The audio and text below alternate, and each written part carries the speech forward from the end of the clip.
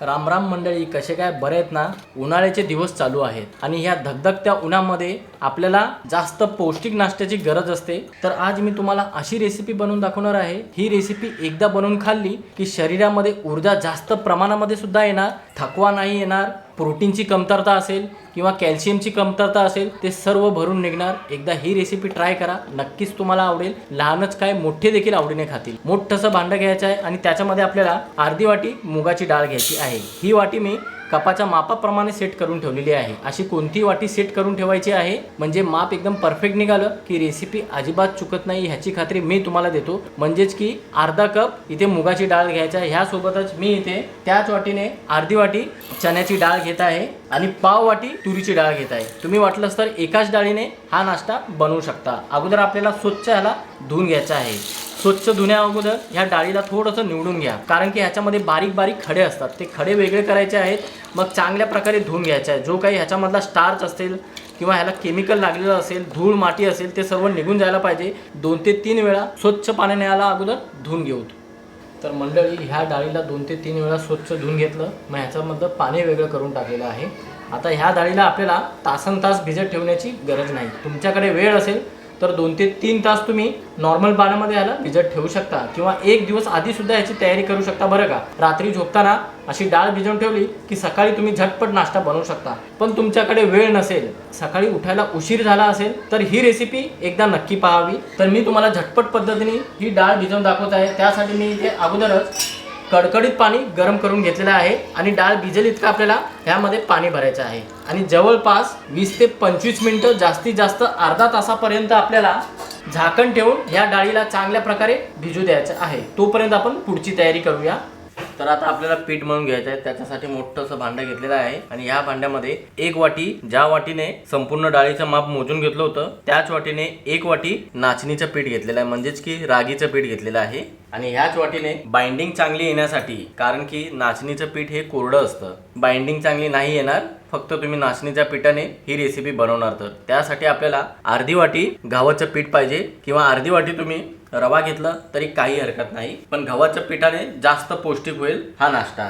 चवीनुसार मीठ टाकायचं आहे आणि नाश्ता जास्त वेळ मऊ राहण्यासाठी इथे आपल्याला 1 चमचा तेल वापरायचं आहे। कोणतेही तेल वापरू शकता। आता ह्या सर्व जिन्नसांना चांगल्या प्रकारे एकजीव करून घ्यायचा आहे, जेणेकरून तेल ह्या पिठाला चांगल्या प्रकारे लागायला पाहिजे। नाचणीच्या पिठामध्ये मंडळी भरपूर फायदे आहेत। हाडे आणि दात मजबूत होतात, वजन नियंत्रणामध्ये राहतं, ह्याच्यामध्ये जास्त फायबर आणि चरबी कमी असते, त्यामुळे वजन लवकरात लवकर कमी होतं। डायबिटीसवर जास्त उपयुक्त आहे, अशक्तपणा दूर होतो, यामध्ये जास्त प्रमाणामध्ये लोह असतं, त्यामुळे अशक्तपणा दूर होतो। शिवाय पचनक्रिया सुधारते, त्वचा आणि केसांसाठी तर जास्त फायदेशीर आहे। म्हणून ह्या रेसिपीसाठी तुम्ही नाचणीच्या पिठाचा उपयोग नक्की करा। वाटलंच तर तुम्ही गव्हाच्या पिठाचाही वापर करू शकता, पण गव्हाच्या पिठामध्ये ग्लुटेन जास्त असतं, त्यामुळे काय होतं ते डायबिटीस लोकांसाठी जास्त फायदेशीर नाही। तुम्हाला जास्त फायदा हवा असेल, शिवाय डाएट प्लॅनमध्ये हा मस्त पर्याय आहे। एकदा ही रेसिपी बनवून पहा आणि तुम्ही माझ्या चॅनलवर पहिल्यांदा आला असाल तर प्लीज माझ्या चॅनलला सबस्क्राईब करा। सबस्क्राईब केल्यानंतर बाजूची घंटी नक्की दाबा, जेणेकरून प्रत्येक व्हिडिओचं नोटिफिकेशन सर्वात अगोदर तुम्हाला भेटेल। चांगल्या प्रकारे तेल ह्या पिठामध्ये एकजीव झालेलं आहे। आता काय करायचं आहे, आपल्याला नॉर्मल पाणी वापरायचं आहे, ना कोमट वापरायचं आहे ना जास्त थंड वापरायचं आहे। रूम टेम्परेचर प्रमाणे पाणी वापरायचं आहे आणि थोडं थोडं पाणी ह्याच्यामध्ये मिक्स करत आपल्याला सैलसर पीठ मळून घ्यायचं आहे, ना जास्त घट्ट ना जास्त सैल। रोज जसं आपण चपात्या मळून घेतो ना तशा टाईपमध्ये आपल्याला पीठ मळून घ्यायचं आहे। तर मंडळी, आपण पाहू शकता थोडं थोडं पाणी वापरून असं पीठ आपल्याला मळून घ्यायचं आहे, ना जास्त सैल पाहिजे ना जास्त घट्ट, मीडियम कन्सिस्टन्सीमध्ये पीठ मळून घ्यायचं आहे। आता ह्याच्यामध्ये आपण गव्हाचं पीठ वापरलेलं आहे। गव्हाचं पीठ चांगल्या प्रकारे भिजून सेट होण्यासाठी आपल्याला झाकण लावून एक 5 ते 7 मिनिटं आपल्याला वाट पाहायची आहे।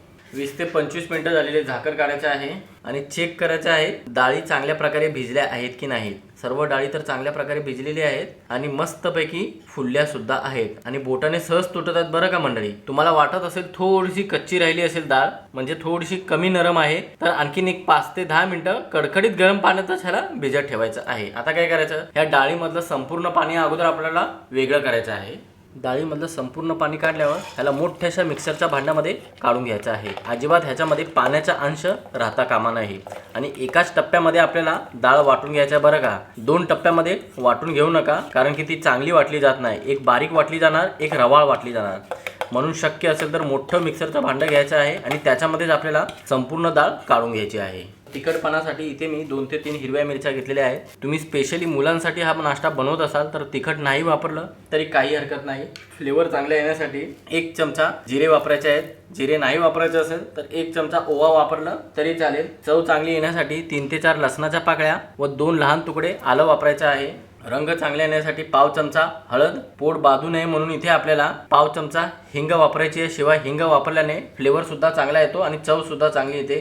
चवीनुसार मीठ टाकल्यावर ह्या डाळीला आपल्याला एकदम बारीक वाटून घ्यायचा आहे, पण पाण्याचा वापर अजिबात करायचा नाही। पाणी न वापरताच एकदम बारीक वाटून घ्या बरं का। डाळ वाटून झाली की याला मोठ्याशा भांड्यामध्ये काढून घ्यायची आहे आणि पाहू शकता डाळ सहजासहजी मिक्सरच्या भांड्यामधून बाहेर निघत नाही, म्हणजे ह्याच्यामध्ये पाणी अजिबात वापरलेलं नाही आहे। अशी आपल्याला कन्सिस्टन्सी पाहिजे, एकदम घट्ट कन्सिस्टन्सी पाहिजे। समजा डाळ वाटली जात नसेल आणि तुम्हाला पाणी वापरायचं असेल तर 2 चमचे तुम्ही पाणी वापरू शकता, पण नंतर तुम्ही याच्यामध्ये थोडासा रवा मिक्स करू शकता किंवा गव्हाचं पीठ मिक्स करू शकता आणि थोडा वेळ ह्याला मग भिजत ठेवायचा आहे रवा चांगल्या प्रकारे फुलण्यासाठी। पण शक्य असेल तर ह्याला पाणी न वापरताच वाटून घेणंच जास्त फायदेशीर आहे। आता याच्यामध्ये आपल्याला बारीक कापलेली कोथिंबीर टाकायची आहे आणि चांगल्या प्रकारे कोथिंबीरला या डाळीमध्ये एकजीव करायचं आहे। तुम्ही पाणी वापरून डाळ वापरलं तर कन्सिस्टन्सी तर बिघडणारच, शिवाय ह्याच्यामध्ये कोणतेही पीठ तुम्ही मिक्स करणार, रवा मिक्स करणार, गव्हाचं पीठ मिक्स करणार किंवा बेसन मिक्स करणार तर ह्या डाळीची चव निघून जाणार। म्हणून शक्य असेल तर तुम्हाला पाणी न वापरताच अशी आपल्याला डाळीची पेस्ट बनवून घ्यायचं, म्हणजे की असं डाळीचं सारण बनवून घ्यायचं आहे। हे सारण पूर्णपणे तयार झालं की थोडा वेळ आपण याला बाजूला ठेवू। 5 ते 7 मिनिटं झालेली आहेत। झाकण काढायचं आहे आणि एकदम मळून घ्यायचं आहे पिठाला चांगल्या प्रकारे। पीठ जितक्या प्रकारे चांगल्या प्रकारे मळणार आणि चांगल्या प्रकारे भिजणार का रिझल्ट एकदम परफेक्ट येणार बरं का। चांगल्या प्रकारे लवचिक करून घ्यायचं आहे पिठाला, म्हणून मळणं फारच महत्त्वाचं आहे। पीठ हाताला थोडंसं चिटकत असेल तर थोडंसं तेल तुम्ही पिठाला लावू शकता। अशा पद्धतीने मळून घेतलं की थोडंसं याच्यामधलं पीठ काढून घ्यायचं आहे आणि ह्याचा उंडा बनवून घ्यायचा आहे। असं थोडंसं आपल्याला गव्हाचं पिठाने कोटिंग करून घ्यायचं आहे दोन्ही बाजूने, लाटताना चिटकू नये म्हणून। आणि रोज आपण चपात्या लाटतो तसं लाटायचं नाही, थोडंसं आपल्याला जाड लाटून घ्यायचं आहे, म्हणजे जास्त जाड सुद्धा नाही आणि जास्त पातळ सुद्धा नाही, मीडियम कन्सिस्टन्सीमध्ये लाटून घ्यायचं आहे। तर पाहू शकता मंडळी, अशी मोठीशी चपाती अगोदर आपल्याला लाटून घ्यायची आहे। जास्त गोल गरगरीत लाटता आलं नाही तरी काही हरकत नाही आणि याची रुंदी पाहू शकता, ना जास्त जाड आहे ना जास्त पातळ। आता आपल्याला ह्याच्यामधून चौरस आकार काढायचा आहे किंवा चौकोन आकार काढला तरी चालेल, म्हणून आपल्याला अगोदर ह्याची बाजूची कडं काढून टाकायची आहेत। असं चौरस किंवा चौकोन आकार काढून घेतलं तर ह्याच्यावर आपल्याला बनवलेलं सारण पसरून घ्यायचं आहे। जास्त जाड पसरवायचं नाही, पातळ थर पसरून घ्यायचा आहे आणि हलक्या हाताने पसरून घ्यायचं आहे, कारण की पीठ एकदम जास्त नरम बनलेलं आहे, म्हणजेच की आपण जे खालचं रोल मळून घेतलेलं आहे ते भरपूरच मऊ झालेलं आहे। ते मऊ पण तुटू नये म्हणून आपल्याला हलक्या हाताने हे सारण पसरून घ्यायचं आहे। जसं तुम्ही व्हिडिओमध्ये पाहत आहेत ना तसंच आपल्याला हे सारण ह्या पिठावर पसरून घ्यायचं आहे। आता काय करायचं, हलक्या हाताने आपल्याला ह्याला राऊंड शेप द्यायचा, म्हणजे ह्याचा रोल करायचा आहे। हात बोटांना थोडंसं पीठ लावून घ्या आणि ह्याला एकदम हलक्या हाताने बरं का, जास्त जोर लावू नका, असं रोल घ्या आणि थोडंसं टाईट घ्या, जास्त लूज घेऊ नका। पाहू शकता मंडळी, अशा पद्धतीने आपल्याला हे रोल बनवून घ्यायचे आहेत। पाहिलं ना, असाच रोल आपल्याला बनवून घ्यायचा आहे। आता उरलेल्या पिठाचं सुद्धा मी असे रोल बनवून घेतो आणि ह्याला एका चाळणीमध्ये काढून ठेवतो। तर मंडळी, इथे अगोदरच मी स्टीमरच्या भांड्यामध्ये 3 ते 4 ग्लास पाणी घेऊन त्याला चांगल्या प्रकारे गरम करून घेतलेलं आहे। गरम करून घेतल्यावर आपल्याला इथे चाळणीची स्टीमर घ्यायची आहे किंवा तुम्ही चाळणी घेतलं तरी चालेल आणि एखाद्या भांड्यामध्ये पाणी गरम करून घ्या आणि खालच्या बाजूने आपल्याला तेल लावून घ्यायचं आहे। वाफल्यानंतर चिटकायला नाही पाहिजे, सहज डिमोल्ड व्हायला पाहिजे। आता काय करायचं, झाकण लावायचं आहे आणि 10 मिनिटापर्यंत गॅस फास्ट करून वाफवून घ्यायचा आहे। 10 ते 12 मिनिटं झालेले, झाकण काढायचं आहे आणि पाहू शकता मंडळी, पहिले किती साईज होती ह्या रोलची आणि आता किती साईज आहे। परफेक्ट हे वाफले गेलेले आहेत। तुम्हाला वाटत असेल थोडंसं कच्चेपणा राहिला असेल तर आणखीन ह्याला 2 ते 3 मिनिटं तुम्ही वाफवून घेऊ शकता। आता काय करायचं, ह्या स्टीमरला काढायचं आहे आणि चांगल्या प्रकारे हे रोल अगोदर थंड करून घ्यायचे आहे। रोल चांगल्या प्रकारे थंड झाल्यावरच आपल्याला याला अर्धा पावणा इंचाच्या गॅपने याला कट करून घ्यायचं आहे। पाहू शकता,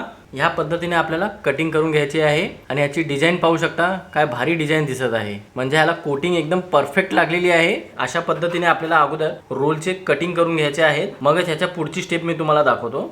तर मंडळी, इथे अगोदरच मी 2 ते 3 चमचे तेल घेतलेलं आहे आणि तेल चांगल्या प्रकारे गरम सुद्धा करून घेतलेलं आहे। आता याच्यामध्ये आपल्याला अर्धा ते 1 चमचा मोहरी टाकायची आहे आणि सोबतच 1 चमचा सफेद तेल। गॅस आपल्याला मंद ठेवायचा बरं का। आणि याच्यामध्ये आपल्याला लाल व हिरव्या मिरच्या बारीक कापून टाकायच्या आहे आणि थोडेसे कढीपत्ता टाकल्यावर काही सेकंद आपल्याला परतून घ्यायचे आहे, जेणेकरून यांचा कच्चेपणा निघून जायला पाहिजे।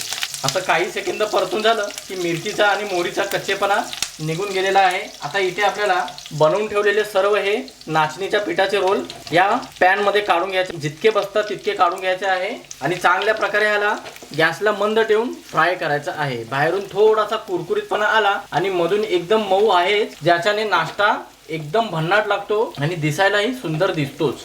तर मंडळी 2 मिनिटापर्यंत मस्त ह्याला कुरकुरीतपणा आलेला आहे आणि चांगल्या प्रकारे हे फ्राय सुद्धा झालेले आहे। आता ह्याला सर्विंग प्लेट मध्ये काढून घेतो आणि अशाच पद्धतीने उरलेल्या बॅचचा नाश्ता फ्राय करून घेतो। तर मंडळी तुम्ही जिम मध्ये जात असाल आणि तुमच्या डाएट मध्ये नॉनव्हेज असेल आणि उन्हाळ्यामध्ये तुम्हाला नॉनव्हेज खाण्याचं मन नसेल तर हे नाचणीच्या पिठाचा पदार्थ एकदा बनवून पहा, मस्त पर्याय आहे। आणि नाचणी शरीराला भरपूर थंड असते, कारण की त्याचं तासीर अगोदरच थंड असतं। ही एकदा रेसिपी बनवून पहा, इतकी जबरदस्त चविष्ट आहे। दिसायला जितकी सुंदर दिसते तितकीच एकदम चवीला भन्नाट लागते। हाय प्रोटीन आणि हाय फायबर असल्यामुळे तुम्हाला डाएट मध्ये दुसरं काही वेगळं खाण्याची गरज पडणार नाही। तुम्हाला हा नाश्ता मी तोडून दाखवतो, पाहिलं ना मंडळी, एकदम लेअर वाली दिसत आहे आणि ह्याला तुम्ही चटणीचा वापर न करता सुद्धा खाऊ शकता। असंच खाल्लं तरी टेस्टला एकदम बेस्ट लागते आणि चांगल्या पद्धतीने मधून सारण सुद्धा शिजलेलं आहे आणि पीठ सुद्धा मस्तपैकी वाफलं गेलं आहे। तर मंडळी आजची ही हाय प्रोटीन रेसिपी कशी वाटली नक्की कळवा, तुमची प्रतिक्रिया मला कमेंट बॉक्समध्ये। चला तर मंडळी, अशाच नवीन रेसिपीसह पुन्हा एकदा भेटूया। धन्यवाद।